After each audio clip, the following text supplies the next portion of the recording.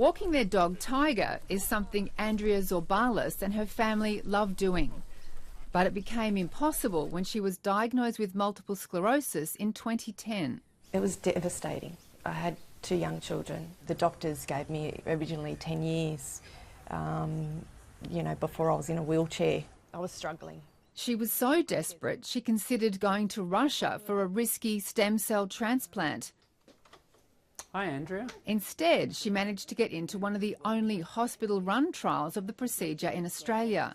She was just one of 35 patients, all of whom hadn't responded to some commonly used MS drugs. 90% of patients had no relapses at an average of 3 years out from the transplant. Patients were given drugs to boost the production of stem cells. These are then collected and stored. They receive chemotherapy to wipe out the immune system.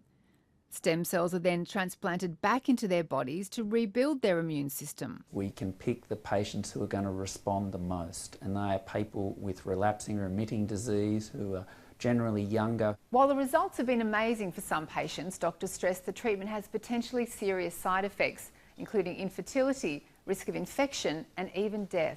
I think the most important thing is discussing all the options with your specialist, with your doctor, so you can talk together about what might be the best way forward for you. Andrea says having the difficult treatment, including chemotherapy, was worth it. Once I walked out of that hospital, yes, there were, hard times just recovering, but every day it's just gotten better and better.